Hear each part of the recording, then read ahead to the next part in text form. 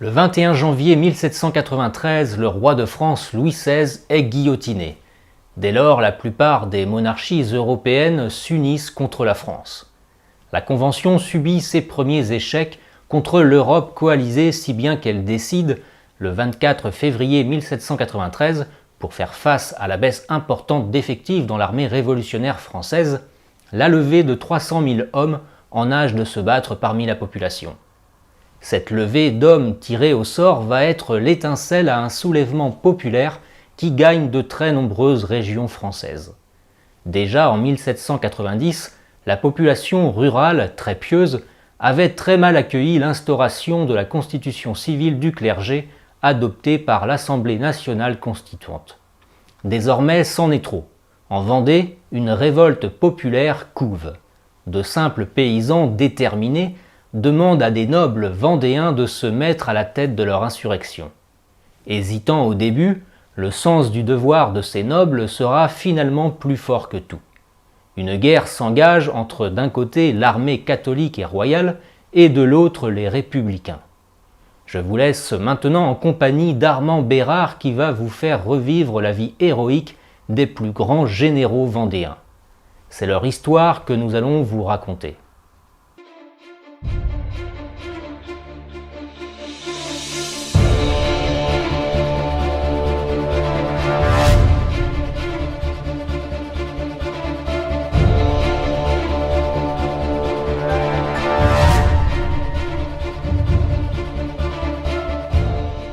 Charles Melchior Artus de Bonchamp est issu d'une famille angevine. Il est né au château du Crucifix, sur la commune de Juverdeil, donc on est dans le Maine-et-Loire. Et il est né le 10 mai 1760. Bonchamp, c'était par rapport aux autres chefs vendéens, c'est un des rares qui a eu une carrière militaire dans l'Ancien Régime avec un grade assez conséquent. Il était capitaine. Et il a servi notamment aux Indes pendant la guerre d'Amérique, puisqu'il y avait différents fronts dans la guerre d'Amérique. Sur toutes les mers, notamment avec le bailli de Suffren dans l'océan Indien. Il y avait des combats donc, contre les Anglais et Bonchamp y avait participé et a également participé à une campagne sur terre où ça avait permis de récupérer des comptoirs aux Indes. Et Bonchamp donc, avait servi à ce moment-là. Et au moment de la Révolution, donc, il a 29 ans et il refuse de prêter serment au nouveau pouvoir, à la Révolution. Et donc il décide de démissionner. Alors, comme tous les nobles de la région, les paysans viennent le chercher suite au refus de la conscription. Alors lui, il vit au château de la Baronnière. On est sur la commune de la Chapelle-Saint-Florent, c'est près de Saint-Florent-Veille, pas très loin. Donc on est quasiment sur la Loire. Et donc les paysans viennent le chercher pour qu'il se mette à leur tête, puisqu'il a cette connaissance de l'art militaire. Il est aussi sceptique au départ, il a une jeune femme, sa jeune épouse s'appelle Marguerite de Sepaux. Ils ont deux enfants, deux jeunes enfants en bas âge, Zoé de Bonchamp et Hermenée de Bonchamp, donc un garçon et une fille.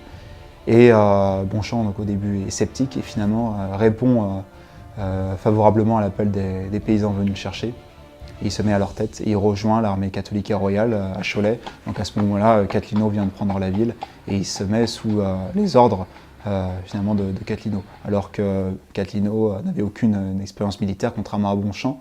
Mais Bonchamp, justement, par ses capacités militaires, va être beaucoup écouté par les autres chefs, et c'était peut-être l'un des meilleurs stratèges des guerres de Vendée.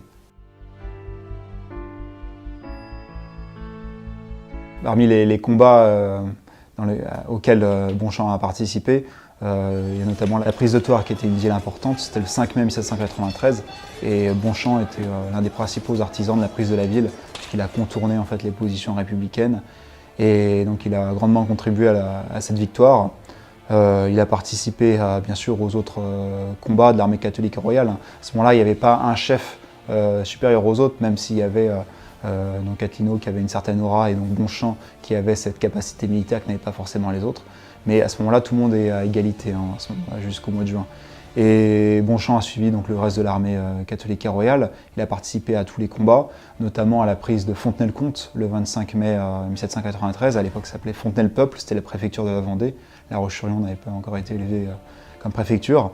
Et Bonchamp se fait connaître déjà à ce moment-là, à la suite de la prise de Fontenay, pour sa grande mansuétude et sa clémence, puisqu'il gracie 4000 prisonniers républicains lors de la prise de la ville.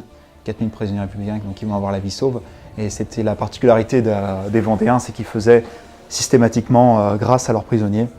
La seule condition, c'était de promettre de ne plus porter les armes contre l'armée catholique royale. Et les Vendéens aussi avaient pour coutume de couper les cheveux des républicains, de manière à les reconnaître beaucoup plus facilement. Comme ça, s'il y avait des républicains avec des cheveux courts qui étaient capturés, on savait que c'était des parjures, parce qu'à cette époque, il était assez rare d'avoir les cheveux courts.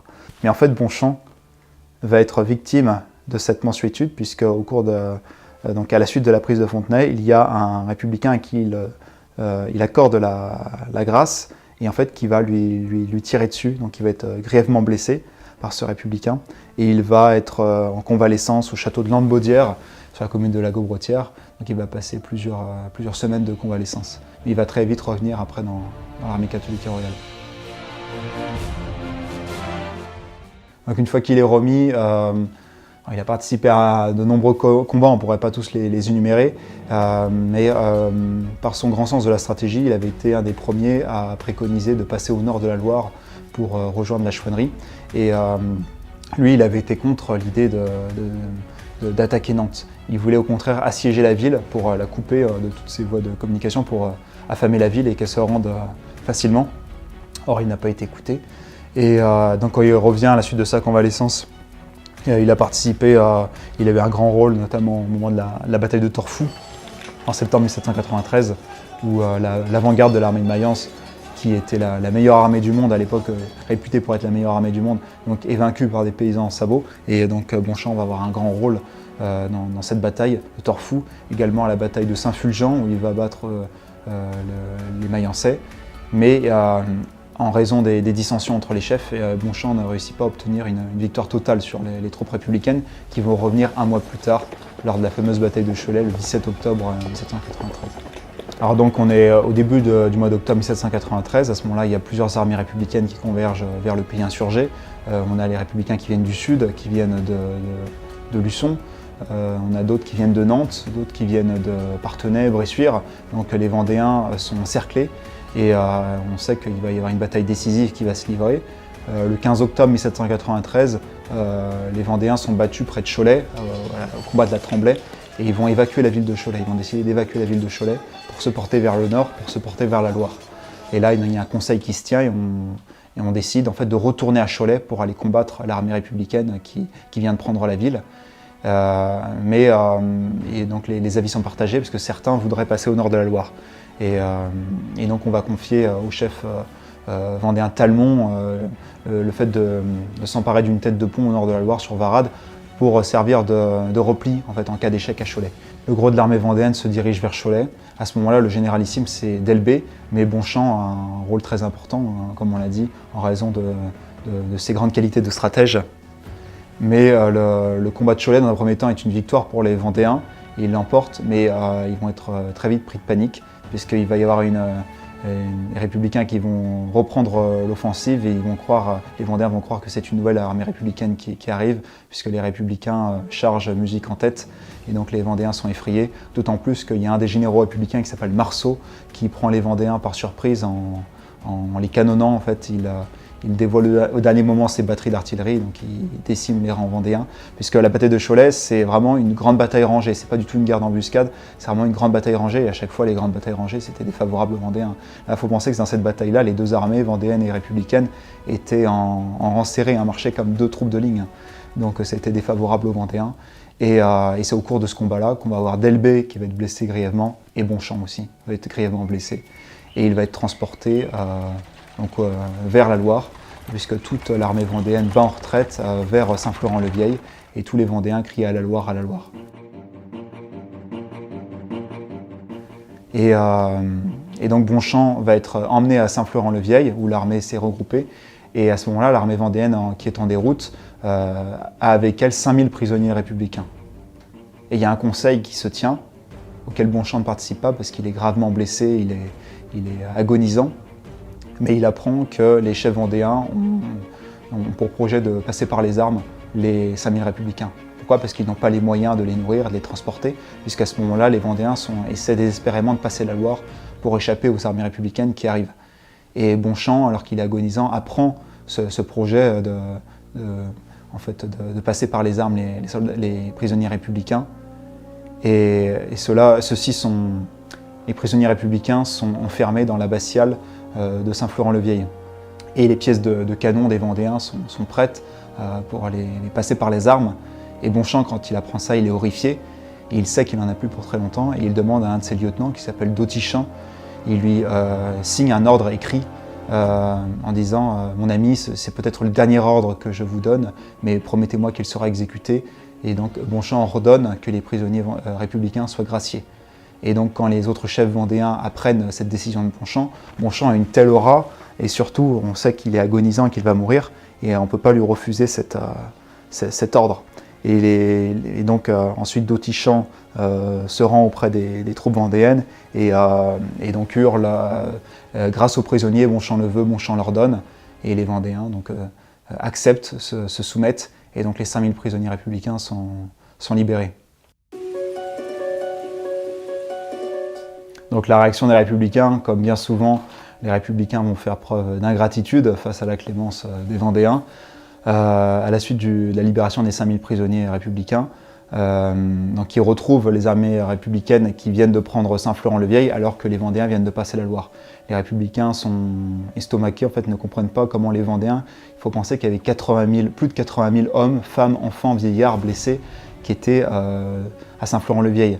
Alors ils ont réussi à traverser la Loire de manière in extremis, avec des barges, avec des gabarres, et ils ont réussi à faire passer des canons, des chariots. Donc il faut imaginer un petit peu toute la cohue de non-combattants, en plus des combattants qui ont réussi à traverser la Loire in extremis. Et quand les généraux républicains apprennent que les Vendéens ont gracié les prisonniers, eh bien, au lieu d'être reconnaissants, au contraire, ça les énerve encore plus. Ça les énerve parce qu'il y a un des représentants en mission qui s'appelle Merlin de Thionville, qui dit qu'il est ignoble que des hommes libres doivent la vie à des esclaves, c'est-à-dire les Vendéens, puisque les Vendéens sont considérés comme des esclaves, puisqu'ils refusent la liberté que la République leur offre généreusement. Donc il dit que c'est ignoble que des hommes libres doivent la vie à des esclaves. Et donc il donne l'ordre à ce que la nouvelle de la grâce des prisonniers ne soit pas connue, ne soit pas répétée dans les journaux. Et il a d'ailleurs cette phrase « Les Vendéens n'ont pas le temps de lire ni d'écrire des journaux, cela s'oubliera donc comme tant d'autres choses ». Donc déjà il y avait cette idée de propagande et de falsification du passé pour mieux justifier le présent. C'est pas d'hier. Bonchamp donc, a réussi à traverser la Loire, on l'a fait traverser la Loire en brancard, parce qu'il est sur un brancard, il est alité, et donc il va être transporté à Varades, et de là, à Varades, il va être transporté dans un petit village de pêcheurs. Il meurt en fait dans une humble maison de pêcheurs. Et il meurt donc le 18 octobre, le lendemain de la bataille de Cholet. Il a alors 33 ans, donc c'est un âge qui ne s'invente pas. Donc, sachant qu'il a été chrétien jusqu'au bout. Et il a été enterré donc, dans le cimetière de Varades. Alors, il y a cet épisode donc, qui est controversé, où les historiens ne sont pas d'accord, mais les républicains, une fois arrivés de l'autre côté de la Loire, sur la rive nord, eh bien, se seraient rendus au cimetière de Varades et auraient réussi à identifier le corps de Bonchamp qu'ils avaient déterré et l'ont décapité en fait, pour porter sa tête sur une pique. Le personnage de Bonchamp est surtout connu par cette grâce de Saint-Florent-le-Vieil, parce que c'est inimaginable, en fait, ça défie toute logique militaire, alors que les Vendéens sont dans une situation désespérée, alors que toute logique militaire voudrait qu'on exécute les prisonniers qu'on ne peut pas nourrir, qu'on ne peut pas transporter, puisqu'il n'y a déjà pas assez de nourriture pour les combattants vendéens. Eh bien, Bonchamp décide de faire preuve de miséricorde et pose un acte chrétien face à toute la barbarie qu'il y a pendant les guerres de Vendée. Il pose un acte chrétien. Malheureusement, sur le coup, les républicains ne vont pas faire preuve de gratitude face à la grâce de Bonchamp. Mais par contre, sa veuve, donc Marguerite de Bonchamp, qui est très jeune à l'époque, donc qui se retrouve veuve et qui a encore avec elle ses 2 enfants, Hermenée et Zoé de Bonchamp, sa vie est vraiment très intéressante. Elle va écrire des mémoires, elle fait partie de ces mémorialistes vendéennes. Elle a écrit donc les mémoires de la marquise de Bonchamp, que j'encourage vos auditeurs à lire, puisqu'ils sont vraiment édifiants. Et elle participe à la virée de Galerne. et elle va connaître de très dures épreuves. Elle va perdre petit à petit tous ceux qu'elle aimait. Elle va perdre son jeune fils Hermené, qui va mourir du typhus en fait, au cours de la virée de Galerne. Il faut penser ce que c'était la virée de Galerne. La faim, le froid, la maladie, les républicains.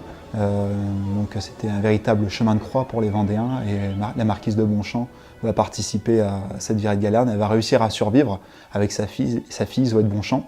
En revenant vers la Loire, elles vont être capturées à la fin de l'année 1793 et elles vont être emmenées dans les prisons de Nantes. Donc on peut penser qu'elles vont y passer, sauf qu'elles ne seront pas exécutées. Entre-temps, le sinistre Carrier va être démis de ses fonctions à Nantes. Et alors qu'on arrive dans une période, après Thermidor, une période un peu plus modérée par rapport à tout ce qu'il y avait avant, eh bien, il y a des républicains qui apprennent que la marquise de Bonchamp est enfermée à Nantes. Il va y avoir une pétition qui va être signée, qui va être conduite par un soldat qui s'appelle Ododine, qui était un de ces soldats républicains qui avait été gracié par Bonchamp. Et quand il apprend qu'il y a la veuve de celui à qui il doit la vie, quand il apprend qu'elle est enfermée à Nantes, donc il fait cette pétition et pour exiger la libération de Madame de Bonchamp. Et donc vu qu'à ce moment-là on est arrivé dans une période un peu plus modérée, eh bien la marquise est libérée avec sa fille. Donc Zoé de Bonchamp, qui est toute jeune à l'époque, qui a une douzaine d'années, comparaît devant le tribunal révolutionnaire. Mais à ce moment-là, on est dans une période plus modérée, comme je l'ai dit, et elle n'est pas consciente de la situation, et elle chante devant le tribunal une chanson royaliste. Malgré tout, en raison de son jeune âge, elle obtient la vie sauve, et avec sa mère, elles sont toutes les deux libérées. Et d'ailleurs, c'est à l'époque de Napoléon que la veuve de Bonchamp et sa fille Zoé, qui est devenue grande, lui sont présentées. Et donc Napoléon avait un immense respect pour les vétérans des guerres de Vendée, et d'ailleurs il fustigeait les tièdes et ceux qui ne s'étaient pas engagés dans les guerres de Vendée. Madame de Bonchamp va recevoir une dot pour sa fille, pour le mariage de sa fille. Et parmi les soldats républicains, il faut citer le père de David d'Angers, le célèbre sculpteur.